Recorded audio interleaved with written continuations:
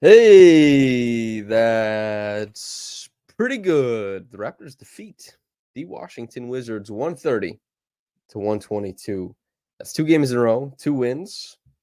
I don't know if the pizza party thing is every time they win 3 games. I suspect it isn't. It'd be a little bit pathetic, to be quite honest with you. But the jokes are still flying regardless. Because the 3 game win streak, it would be way more fun if it was like called a pizza party now. It's like the Raptors get a pizza party. It doesn't exist in actuality, but it's like a saying. It's like a baker's dozen is 13. 3 wins is a pizza party. That's kind of what we're rocking with now. The Raptors, they win a game that they dominated thoroughly. They play the free throw game. You do all that kind of stuff. Yeah, they only win by 8, but this game they had comfortably across the section of it all. I mean, one of the oddest things in this game was that Johnny Davis played 6 minutes, was a minus 16, and didn't register anything except, I guess, a block. Kind of strange. But on the Raptors side of things, you get at least 25 and 4 from, or honestly, 25 and 5 from 4 different players: Quickley, Gary Trent Jr., Kelly Olynyk, and RJ Barrett. So the guys who are meant to be doing good stuff in this game, the guys who are meant to carry them to wins, especially against teams the likes of the Wizards, like Vukcevic. You didn't hear that wrong. It's not Nikola Vucevic on the other side. It's Tristan Vukcevic, just a very similar name. It's like, was it Jovic and Jokic, right? Corey Kispert had a pretty good game. Jordan Poole got a lot of shots up. I thought that he made pretty well out of the pick and roll. He was not so bad. Denny Avdia had like insane volume in this game, but really the Wizards didn't get much from their bench. Their front court had a really tough night tonight, and the Raptors, I mean, they bludgeoned them on the inside. Even if they weren't making all the shots there, you still have like Emmanuel Quickley getting to the line for 10 free throw attempts, Barrett for 6, Ochai for 6, Kelly gets there 4 times. Like the Raptors, a healthy 28 free throw attempts. They shot okay from 3. Nothing blows you away, but 11 makes on 35, 36%, and 51% from the floor overall. They got into the paint. Guys like RJ and Quickley drove them there. A guy like Gary, honestly, in the middle of the floor, not always the paint, but sometimes the mid-range, getting to comfortable spots, making some shots from there. So we're looking at a team that got comfortable. Started out the first quarter, what was it, like 42-19? So that was 42-17.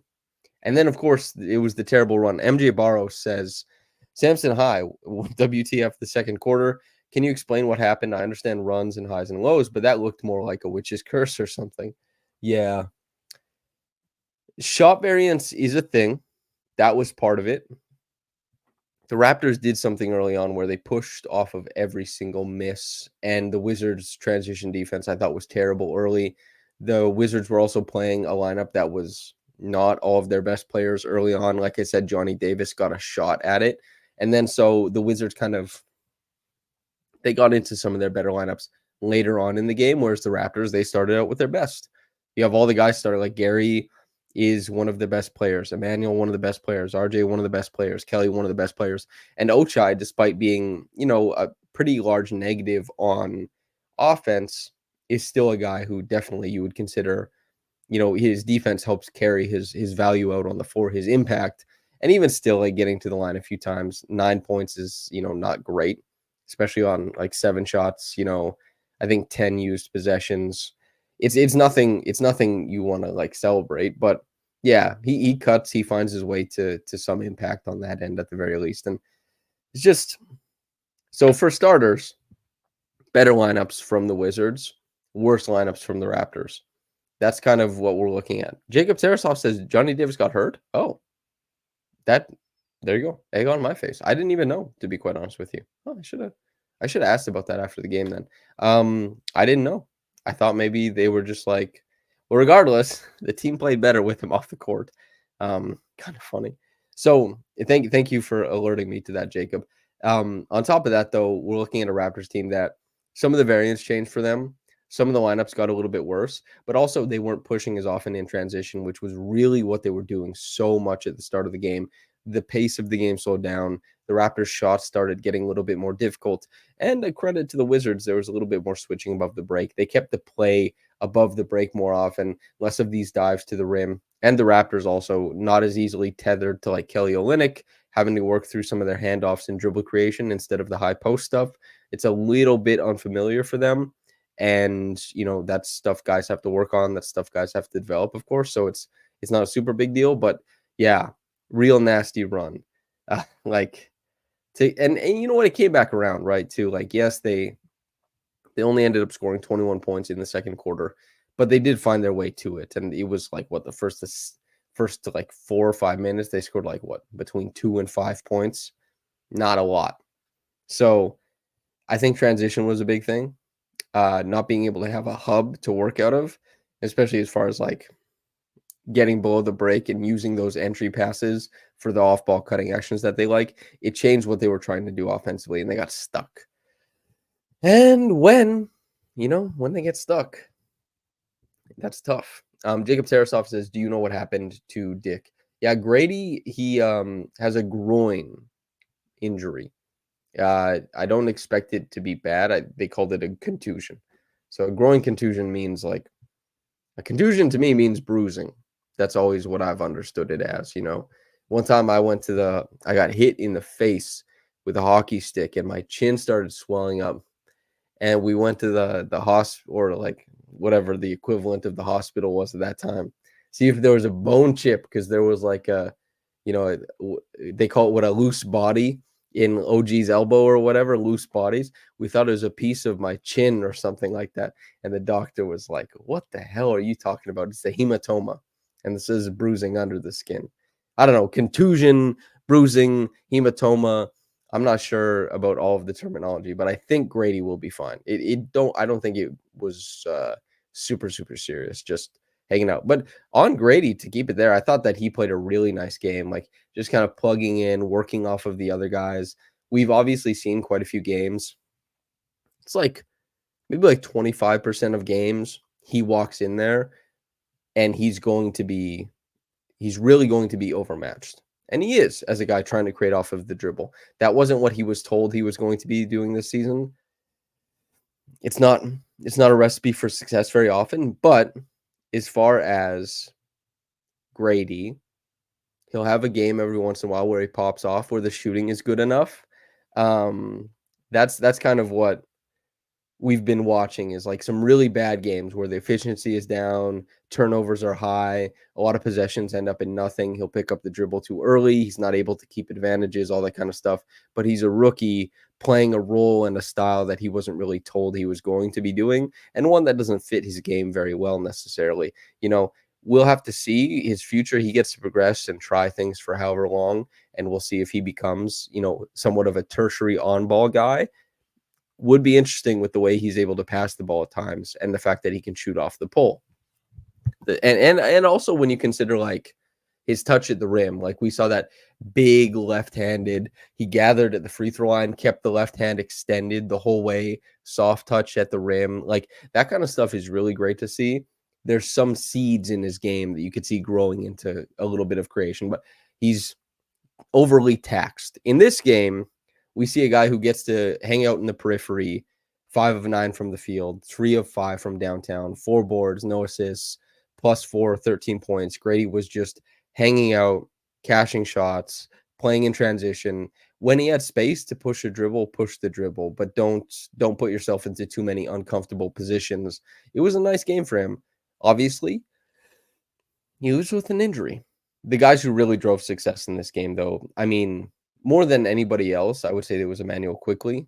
Having 31 points, 7 boards, 13 assists is of significant consequence. That is his first 30-10 game as a Raptor. That's a milestone and should be considered as such. He should be celebrated. I don't know who got the chain. I don't know what that's going to end up being, but I thought that Emmanuel Quickley, the ability to get downhill, some of the, like he had a couple splits in this game too, right? Like the hedge, they get too wide. The Wizards they're not super tight in their defense. They're not very disciplined. He sees ways that he's able to exploit that to get downhill, even just coming off the edge if they're playing like at the level or dropping and they're playing, chase over the top of the defense, you know, lock and trail, then we're seeing Quickley turn the corner, get a big on like flipping his hips, trying to stay with him. They get shoulder to shoulder. He can get to the rim and just throw up a shot, and that's free throws. He's able to mine those. He's able to mine those situations for gold, for points, all that kind of stuff. And that was what the Raptors, a lot of what they were trying to do is. And then also, like, once you provide that pressure out of the pick and roll, then also, or the dribble handoff, something that happens is teams will play more aggressive. And when they play more aggressive, more of those rolls pop up. Or even if you have a guy flash higher and you can't make that pass to the roll, you pass to the wing gets it back middle, something happens there. But Quickley, I think this was one of his better playmaking games. There's a lot of manipulation there. And also, to the Wizards, the opposite of credit, they're not a very good defense. They are a porous defense, and Quickley didn't have to extend himself way past expectations to have like a really fantastic playmaking game. The Wizards present themselves as a defense that can be beaten, certainly. And he was the bludgeon, the tool for bludgeoning that the Raptors used in this game. And he was able to open up the defense and get into a lot of dangerous spots on the floor. And even when he wasn't, we saw we saw portions of this game where RJ Barrett really was the guy who was getting downhill, taking that last step, really and quickly. Like, the Wizards overextend themselves above the break in their pick and roll defense, or as far as like their dribble handoff defense, getting too high.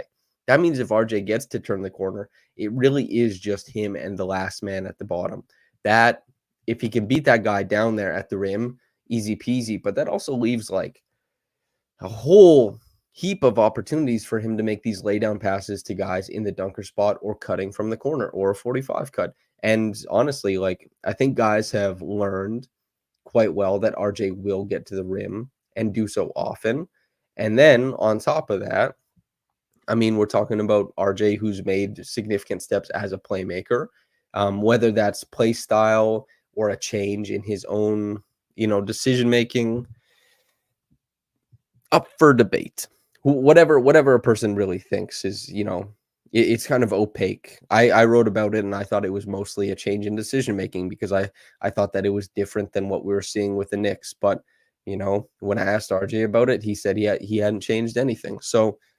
And he did credit, Darko and the system. So them's the breaks, that's what it could be. He's able to play make in those situations. Obviously, 6 turnovers in this game isn't the best, but still, to be able to take that on the chin, the creation load, get the Raptors through some of the low points in this game, you just have to be happy. And then, of course, like, Kelly and Gary, when RJ and Emmanuel were off, healing themselves in various ways, when they weren't around to play, like, the only semblance of consistency was that Grady was going to play minutes, of course, and who knows what's going to happen there, but you expect to see it each game. But Kelly Olynyk was going to provide like a handful of passes that, created buckets. Gary was going to shoot the ball quite a bit, and he was going to get to, a certain amount of points per game. And the Raptors had to rely on those things to remain like somewhat competitive. And on top of that, I think that we're looking at like the bones of the offense are really with Kelly. You can see what the Raptors are trying to do game to game. You saw it in this one. So much of what the Raptors do is, and Kelly is in a good spot to take advantage of these things, but as a keeper, to punish teams if they want to step, like on a dribble handoff, if they want to step the big up, it either creates a lane for Kelly as a driver, or sometimes creates a switch for him to start like a bully drive against a smaller player.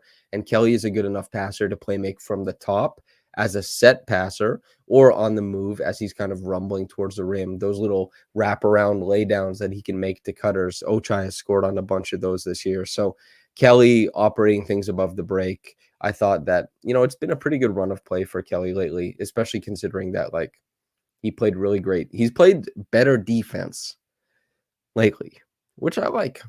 I like seeing some good defense, especially since like there are definitely games where we don't see much of it. And today's game wasn't like fantastic defense or anything like that. But there were a lot of possessions in this game. 122 to the Wizards, nothing to write home about, but the Raptors certainly didn't implode. And Gary just getting shots up. And honestly, the 5 assists, very nice to see. He's making like when he gets middle, he's a little bit more patient in the middle now than he used to be. And there used to be a time where he would really get into like finishing off of 1 foot in the middle of the court, that he would try and gather, take a step with his right foot first, end up on his left leg. Fader. Bad shot. Now he's more so realizing, like, no matter if I take that 2 steps or if I get into a jump stop, I'm not getting past the guy's hips necessarily. So what does he do? He takes that jump stop in the lane, maintains his pivot afterwards, and that pivot can result in him finding an open 3-point shooter behind him because the defense has collapsed. Usually spraying to the corner is not really in his bag, but like a little lay down, if he gets the low man to kind of jump out to defend, that's there. But most of all, it's just like a little turnaround jumper that he's comfortable making from a triple threat. Well, I guess it's not triple threat. It's just a pivot, because triple threat means you could shoot, pass, or dribble. And there's no dribble because the dribble's dead. So that's nice to see. As far as like the bench stuff, Bruce Brown, stolen inbounds pass, was pretty like crafty, hanging around and shaping up off of drives as a cutter. And he finishes with 9 points in like pretty short order. This wasn't Javon's game, man. This was not Javon's game.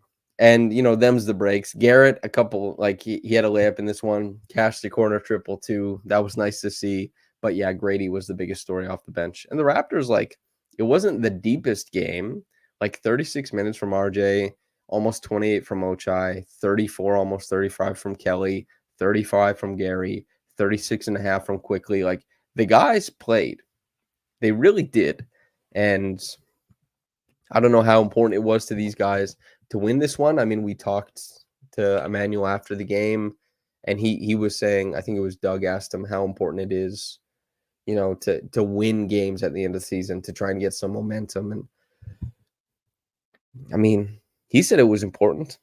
I think it is important to some degree. It's just like it's just you don't know whether they're from the top down what the franchise wants, because they could win a couple games. I don't know what the plan is against the Pacers, but we might see some rest. We might see like knee soreness. We might see stuff like that. So the players, when they're out there, they want to win the games. And even when they're losing, that's what they want. It's just like, these are, they go out there, they compete, they do their best. And I'm glad that like they got a pretty healthy look at what they wanted to be tonight. And they got a lot of really fun performances. Like mostly IQ, Gary, Kelly, RJ, and Grady as well. I think it was pretty fun. We have a question from Rahul that says, I know it's off topic, but how do you feel about Reed Shepherd as the 6th pick? So, and then you clarified that you watched the draft episode, so I won't tell you to go watch the draft episode. Reed, I think from what I've seen, and in the draft episode, I said I hadn't seen much to this point, right? There will be an episode on Reed, I suspect.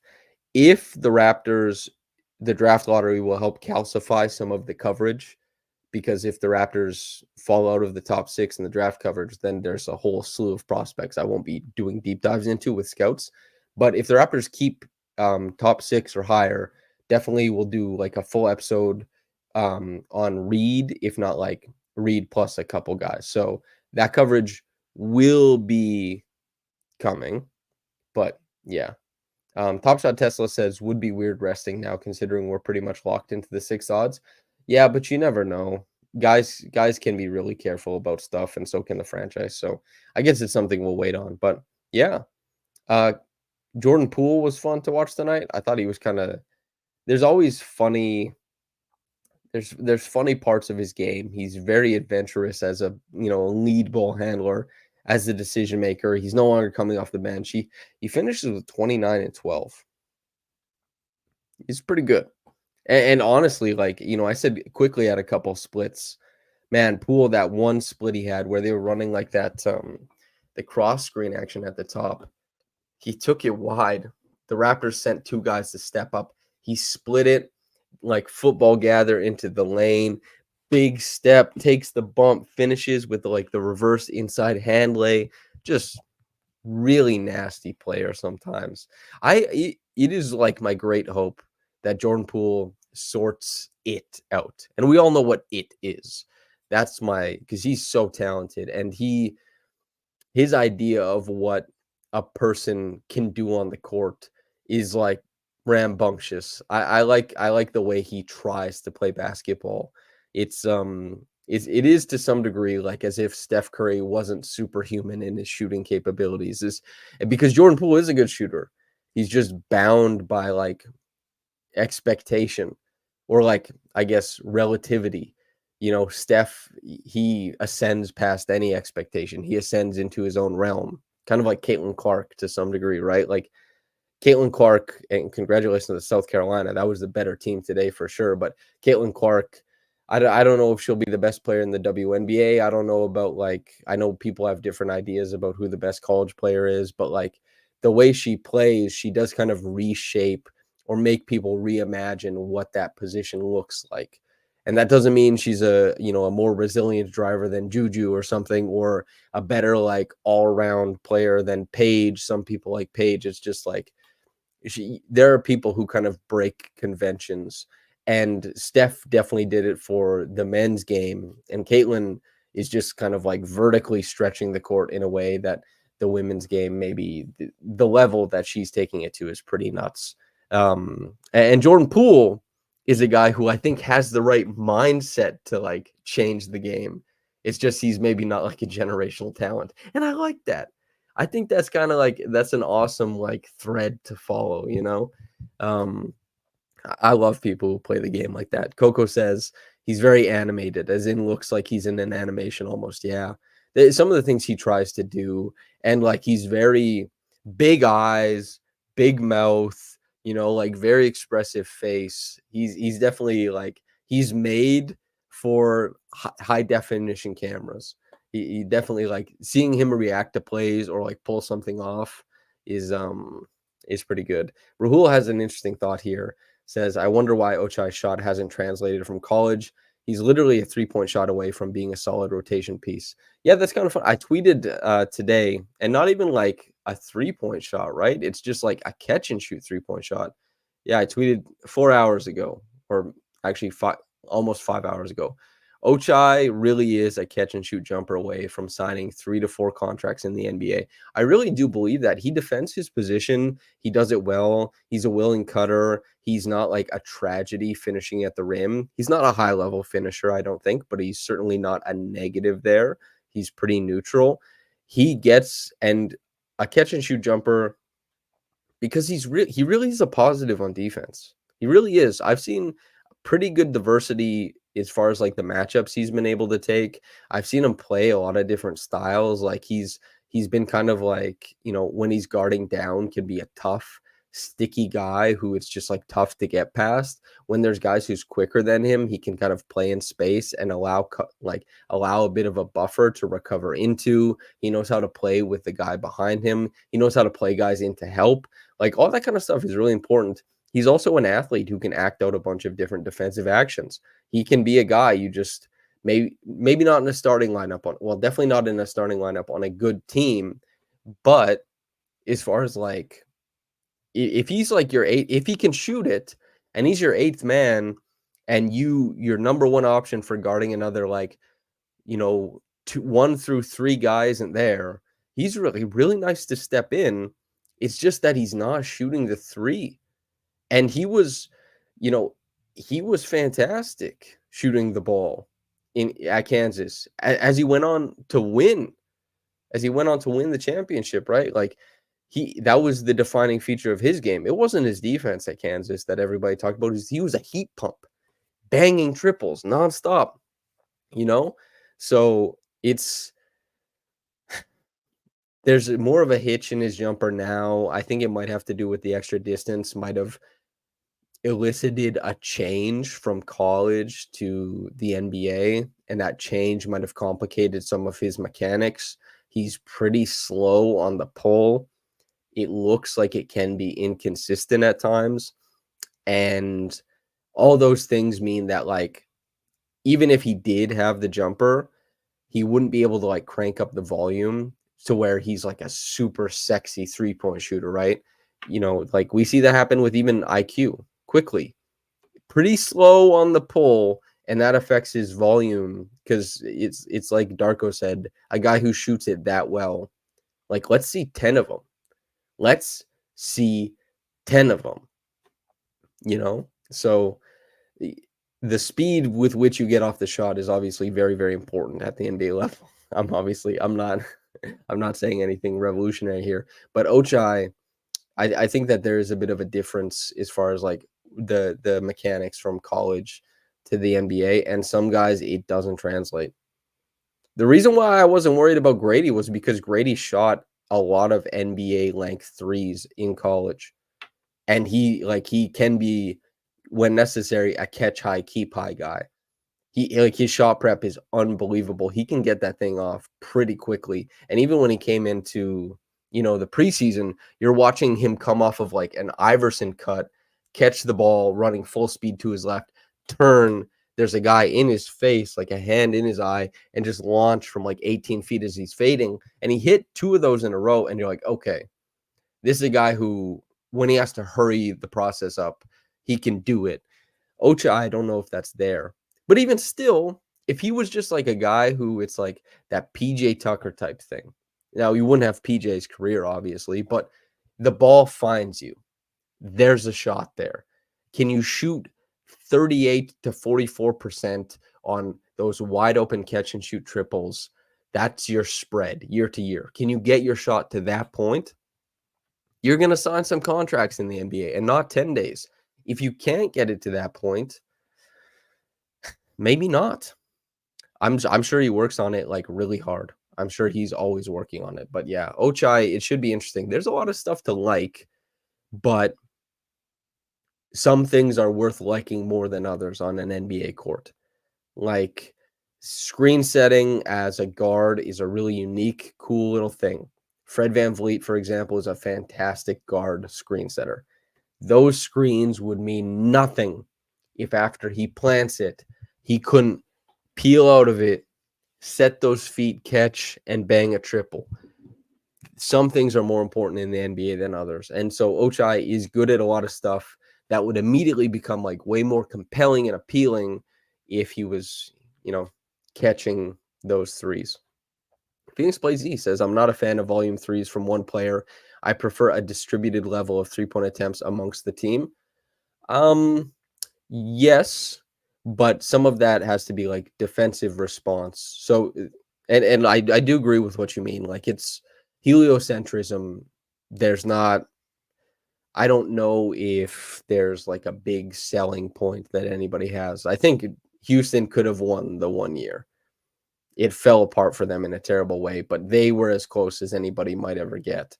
And I don't know if there's a player like Harden coming along, that level of Harden, right? When they missed those 27 threes in a row, Chris Paul got the injury. That was big time heliocentric play. But as far as like the level of Quickley should be able to get like 12 3-point attempts up in a game. Quickley, like every so often, he should be able to get there off of his own dribble, and if other teams allow it. And then once you get that big drastic response, then you start playmaking out of it. The difficult thing is like since Quickley's a little bit slower on the pull, teams they don't have to commit as hard to it, and they can kind of like, be a little bit like toothless with it, and you can still send a big out to him, and Quickley might not get the room he's comfortable with to get that shot. And so teams don't have to commit all the way. And that's where like that maybe changes. Now, you don't want to be in the spot where Quickley is going 12 every game. That's maybe a little bit silly, but I think Quickley, as far as like he could easily go to 12 if you don't give the right defensive response. That's what I mean. And right now, Quickley is a little bit too slow on the pull that he can easily get to 12 if a team doesn't really come down hard on them, But yeah, so you're bring up another point, Phoenix. Quote, "That's the point I'm trying to make. Usually when I see players on a heater from 3, they start chucking even when they send more help." Yeah, that's not good basketball. Sometimes you take that heat pump shot, the heat check. Yeah, but yeah, it's really fickle, the relationship between, volume. It's really, really fickle, you know? Um, it's really interesting. But, like, yeah, Tyrese Haliburton, sometimes he can be a frustrating watch at times because you're like, "Is the pull-up 3 everything? Does it have to be everything?" And as you say, Helio offenses stink. I I think it's really tough to win a title as a Helio offense, but I do kind of like watching Helio offenses sometimes. Um, I just love a bucket getter and the guy who just absolutely shifts the defense into a total panic. You know, that's where it is. Rahul says, "Let's poach Chip England from OKC, and Ochai's shot is going to get fixed." I don't. I know shot doctors. Some of them players will say it's a super big deal. Like Drew Hanlon during RJ Barrett's second season, he got a lot of gas because RJ made that jump to like 38% from three. Nobody's talking about Drew Hanlon now, obviously, but it's just players, man. I don't. Maybe England could completely turn something around, but that would be real cool if somebody did just kind of like make that happen. But yeah, tough to say, quite honestly. Um, Giovanni says the book's out on Quickly with good teams. IQ is still on the 3-point shot, so if you rush him or crowd him, he won't make the shots. Yeah, I think that there's been some games where Quickly, you know, has done a really good job responding to that pressure. And I think that the most difficult thing for Quickly as a Raptor hasn't been the blitzing, because the Raptors between like Kelly Olynyk and Scotty Barnes typically have or Jakob Poeltl even have a pretty good release valve to some of those blitzes. If Quickly just takes that escape dribble, draws them deeper, and goes over the top, you start playing 4-on-3. Especially Scotty more than anyone else, right? Like let Scotty play 4-on-3, points per possession going through the roof. But I think the most difficult thing for Quickly to navigate right now is when there's pressure to push him downhill and he's constantly being put in a position where like he has to finish over trees, or he has to like dribble back out and it would be flattened out against a big. And that's like the great equalizer for a lot of defenses in the NBA is, well, the offense, do you have the guard or the wing who can beat the big on the switch to the tune of like massive points per possession? Do you have that guy? Not everybody has that guy, right? The Raptors currently don't have that guy. They have Scotty who can beat a guard, but as far as like a big on a switch, they don't have that guy. And on the other side, can your big, especially with like 8 seconds or less, can you corral guys? Can you hang in a pinch? That in the NBA playoffs, a lot of shot making, a lot of stuff towards the end of games comes down to that. And the Raptors lost a heartbreaker of a play-in game against the Bulls because the Bulls started switching Vooch onto Fred, and Fred couldn't beat it. That is a killer. And that's the play-in. That's not even like the pinnacle, right? And like to his credit, we saw Fred beat big man switches in 2019 in the finals. Some of those Hail Mary shots that he hit where he ended up getting a finals MVP vote, which I didn't agree with, but good for him. He's done it before in a short period of time, but sometimes teams can like flatten out possessions defensively, flatten them out and get you to that spot. And the teams that are like, we're glad we're here, those are the ones with like some of the best players in the world. They're like, oh, we will take this situation. Yeah. Phoenix Plazy also says we've also seen Fred look very bad against an Embiid deep drop. That Philly series, he looked like he was like a college player. That was a crazy. Oh, I'm talking about the 2019 series for what it's worth, but he couldn't play against Philly in 2019. They'd funnel him middle, dead. Nothing happened. It was crazy, man. sobering because he had such a great regular season in that the more limited role that he was in. And then in the pull-up 3 in 2022, yeah, that was the knee stuff that everybody was concerned about. And then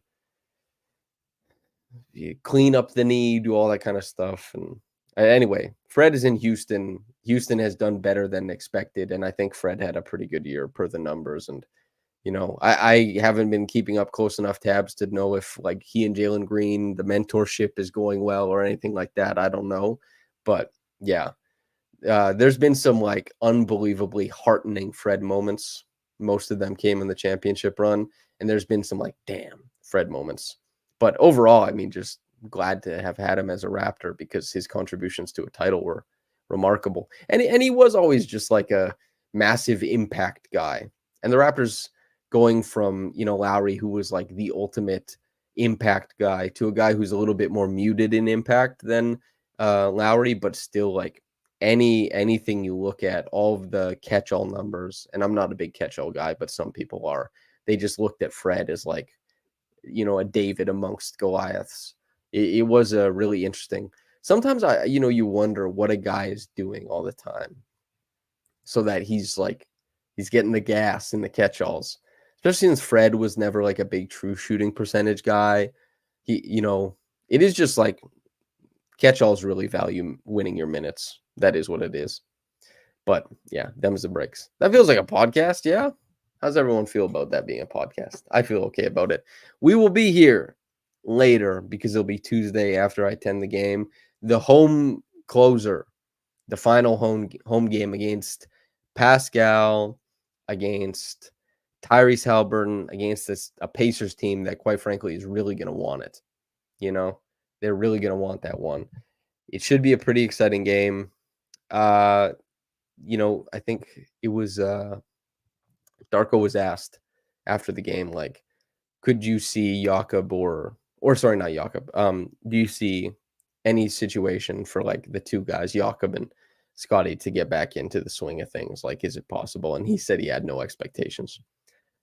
I don't think there will be a pizza party, but as we said, it's now a colloquial term. 3 wins in a row is a pizza party. Same way 13 is a baker's dozen. Make sure to like the video before you get out of here. Phoenix Plays E says, what do I expect the round one matchups to be?